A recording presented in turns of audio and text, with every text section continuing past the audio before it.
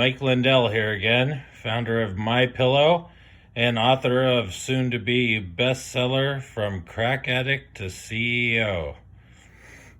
In Chapter 1, we talked about my first near-death experience in Hollywood, Florida. Now we're going to talk about my second near-death experience in Mexico. I was smoking a lot of rock at the time, and I was just starting my pillow company. I was working 4, 5, 6 days in a row without eating anything about maybe a bag of Cool Ranch Doritos a day. I was ordering fabric through a local distributor. The stuff was coming from China, and he was marking it up God knows how much. I tried calling China and looking for opportunities to buy direct. One day my phone rang and a man asked, "Is this the Pillow Man who is looking for a material supplier?" I asked, "Who is this? Are you the Pillow Man? Do you need material?" "Maybe, but who is this?" "Senor, if you don't tell me you are the Pillow Man right now, I'm going to hang up. And you're going to miss an opportunity of a lifetime."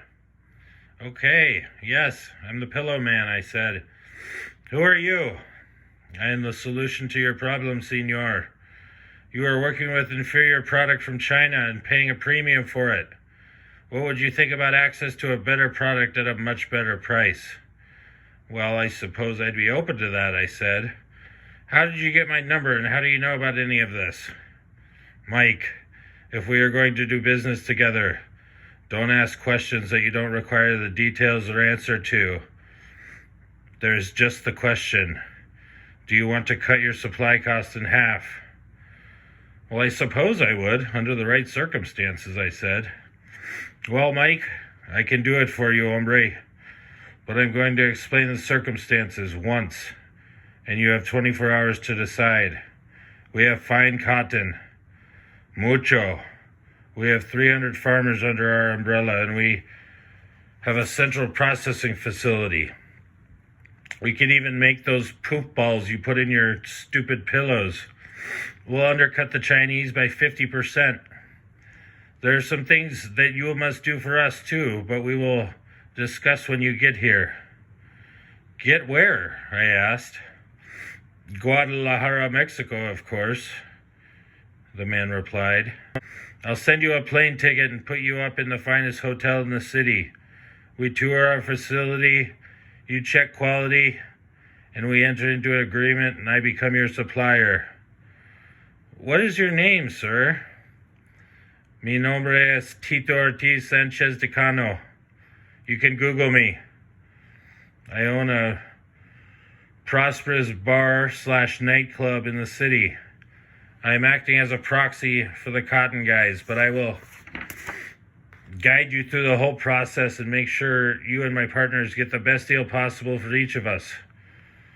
It's said a good deal means both parties leave a little dissatisfied, Mike. Have you heard that one? But in this situation, both will be leaving very satisfied. How soon can you be here?" "Where?" I asked. "Mexico?"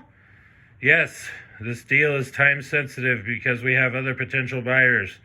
I heard about you and want to help you, and I can't stand the chinos." "Well, where would I stay again?" "Well, Mike, there is the finest hotel in the city, as I mentioned, but my bar also has an apartment. You can stay in apartment 7 as my guest." "How many apartments are there at your bar, Tito?" "Just the one." "Then why is it apartment 7? "Mike, if this is going to work, I suggest you refrain from asking questions you don't absolutely need the answers to." "Well, I suppose I could make it down to the facility next week." "Mike, like I told you, you have 24 hours to decide. So if you are coming mañana." "Well, I have to get a few things straight before I can come." "Mike, do you use drugas?" "Why would you ask that?" "Because if you are wavering over concerns of withdrawals or smuggling your stash internationally, you don't need to worry about that. you're going to be taken care of in apartment 7. And all I'll ask in return is you work a few hours at the Taberna. I can take care of anything at any time. Do you understand this, Mike? Okay, go ahead and book it. So there I was in Guadalajara, Mexico, staying in apartment 7 of Taberna de Tito. Tito was supplying me with crack, and I was doing dishes and taking out the garbage and some other menial work for him.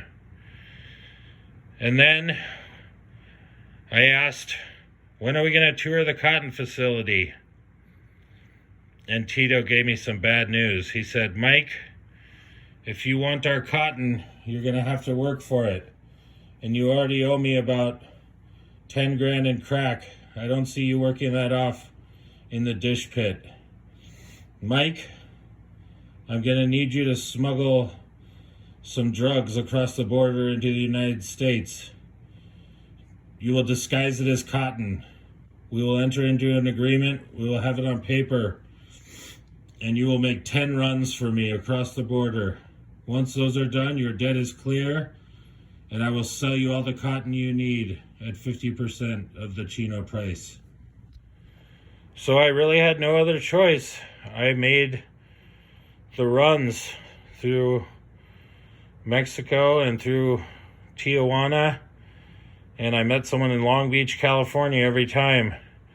9 times it went perfect. They knew me as the Pillow Man, and I always had a car full of cotton. But what was really in there, I really have no idea. When I got through the border, I decided to stop in San Diego because I was hungry, so I stopped at a Burger King. I like to go inside because I can put the ketchup on my tray and I get a good dip that way.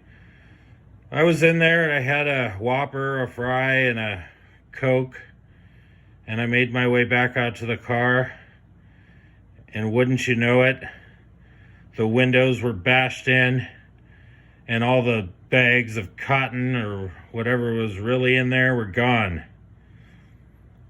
I thought to myself, boy, I'm gonna have some explaining to do to Tito. I went back inside and had a hot fudge sundae and thought about it, whether to head for the hills or go back and take my medicine. I decided to head back to Mexico. Senor Mike, do you know how much money you cost me by that little Burger King stunt you pulled? Tito, I'm so sorry. I locked the door. I was just really hungry. Andres, pistol whip this son of a bitch. Ah! Oh! Mike, people around here don't live when they make mistakes like this. What makes you think that you're gonna live? Tito, I'll do anything. I'll give you 10% of my Pillow's profits for the rest of my life, Tito. Mike, your pillows are shit. It's 10% of shit that you were offering me, Mike. Pistol whip this son of a bitch again. Oh! Ah! Oh! That hurts. Take this son of a bitch out back. Light his ass on fire. Tito, I beg you. I'll turn my pillow company into the biggest pillow company in the world, and I'll give you 10%, Tito, I promise. Just give me one chance. If I don't give you at least $1 million in 5 years, kill me. So evidently, I took a couple more blows to the head because I don't remember being loaded into the 55-gallon drum, but I woke up. I saw the gas next to it, and I knew I had just made it very luckily through my second near-death experience. They had left my passport on the ground. Tito had left me a little note that said he expects his $1 million within 5 years, or he's going to cut my balls off and put them in my mouth and make me eat them. There was also a Greyhound bus ticket and some clothes. So I changed and I hitched to the bus station and I made it back to Minneapolis. So that was my second near-death experience, and it was one of the scariest, I must say. We'll be back soon for Chapter 3. I'm Mike Lindell, founder of My Pillow and author of From Crack Addict to CEO. To this day, Tito holds a 10% stake in My Pillow and has done very well for himself. I'm very grateful that he spared my life and we could both go on to be prosperous. I only hope that one day he will find Jesus as I have.